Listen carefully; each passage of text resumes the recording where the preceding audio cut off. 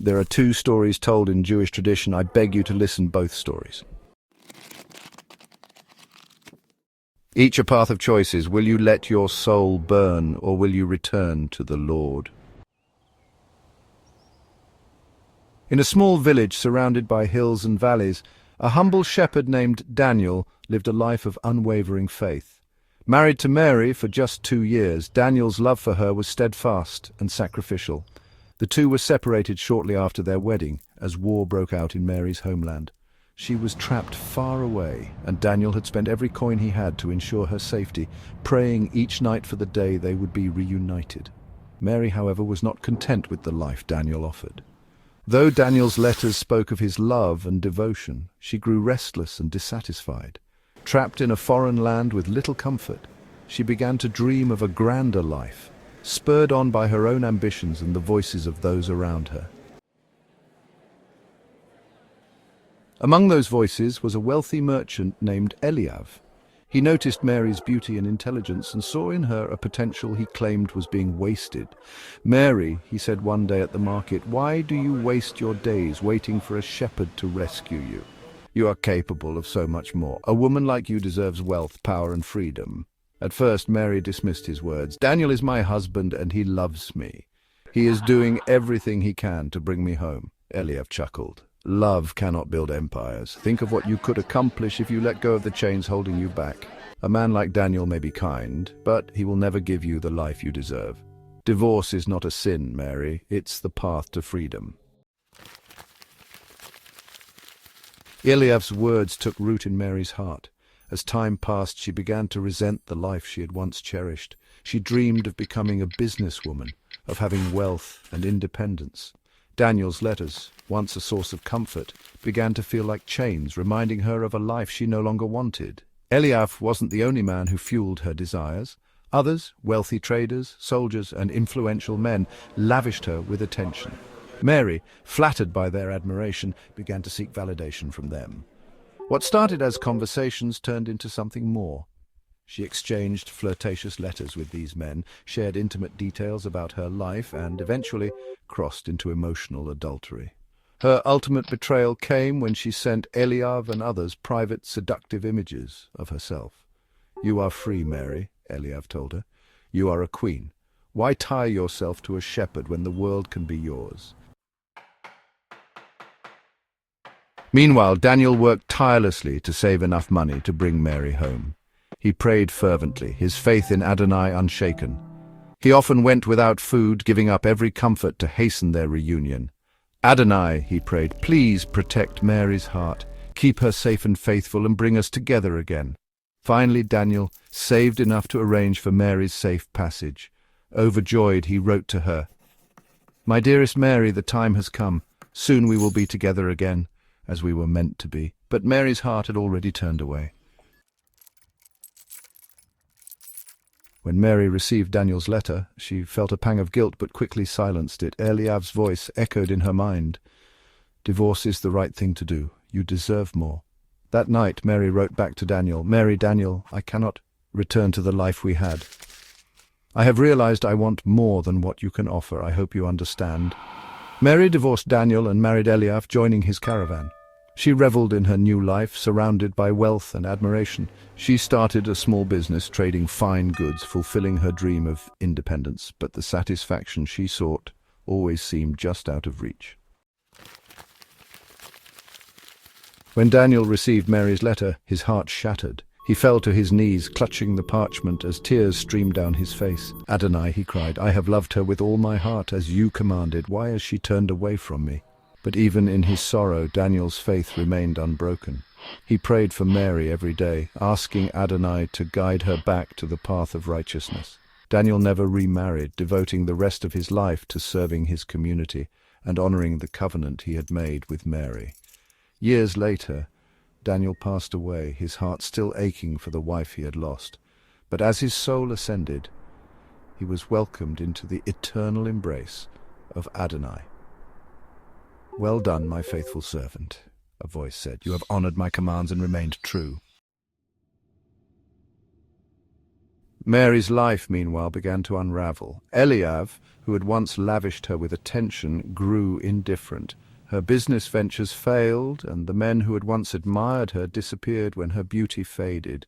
Lonely and bitter, Mary tried to find solace in the life she had chosen, but it was hollow. She remembered Daniel's love and faithfulness and realized too late that she had thrown away something priceless for fleeting pleasures.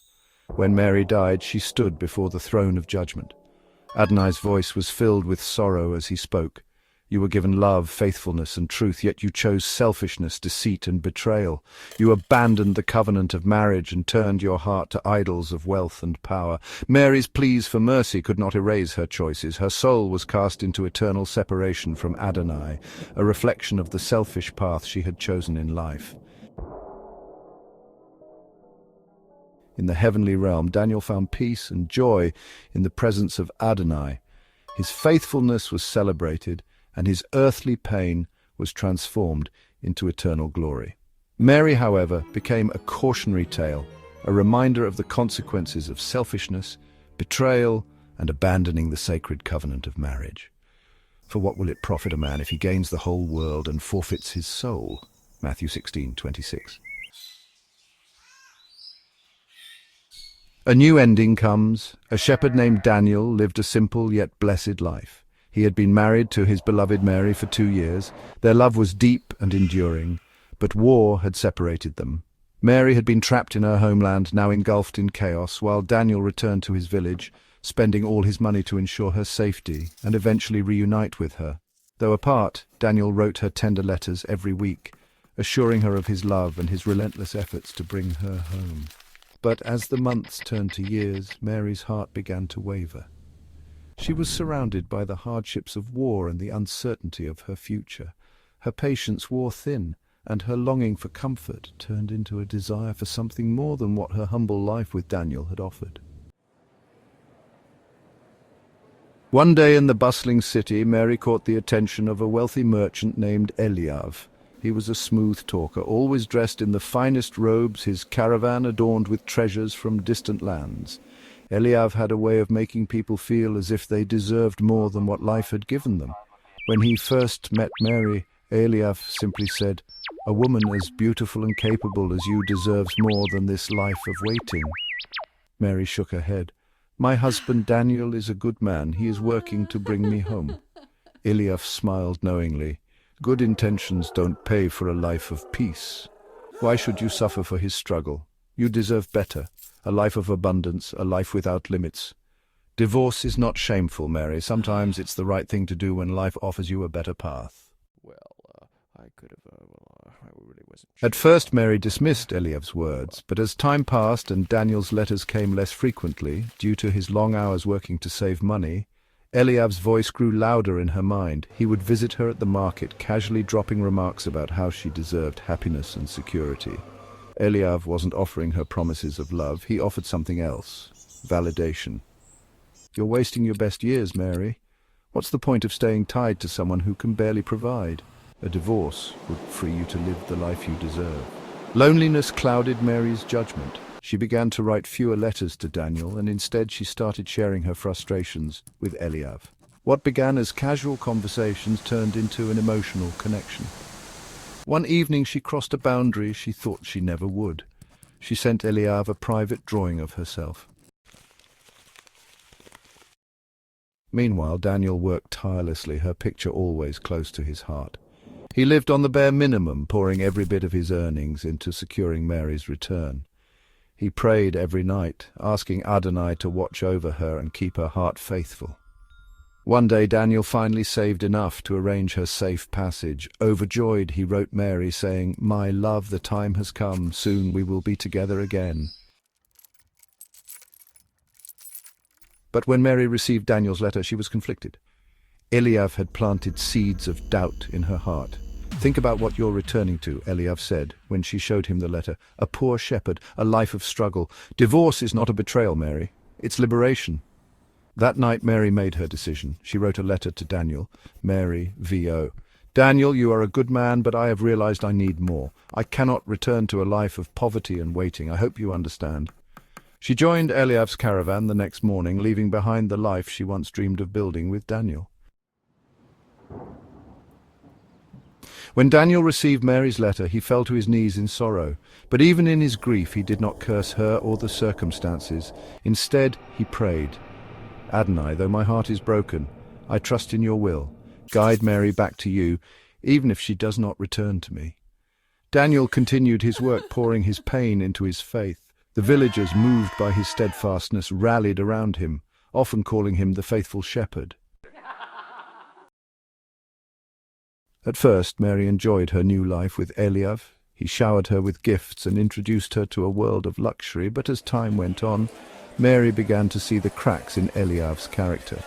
His assurances of deserving more turned into cold indifference. One evening, as Mary sat alone in a lavish tent, she realized that all the gold and silk in the world could not replace the love and devotion Daniel had shown her. Eliav's wealth felt empty, and Mary's heart ached for the simple, steadfast love of her husband. 2 years into their marriage, Mary found herself standing at the edge of Daniel's village. Her fine clothes were worn, and the jewels she once cherished felt like burdens. With trembling hands, she knocked on Daniel's door. When Daniel opened the door, his eyes filled with both pain and compassion. Mary fell to her knees, tears streaming down her face. "Daniel," she wept, "I was blinded by greed and selfishness. I listened to voices that led me astray. I don't deserve your forgiveness, but I beg for it." Daniel stood silent for a moment before helping her to her feet. "Mary," he said gently, "we all lose our way, but Adonai's mercy is boundless. If he can forgive us, I can forgive you too." Daniel and Mary began again, rebuilding their marriage on a foundation of faith and humility. Mary devoted herself to serving others, using her experience to guide those who had lost their way. Though scars from the past remained, Daniel's unwavering faith and Mary's repentance created a stronger bond than before. And in their small home, a light always burned in the window, a reminder of hope, forgiveness, and the enduring power of faith. "For I will restore you to health and heal your wounds," declares the Lord. Jeremiah 30:17. Which is the story you would choose? It is never too late.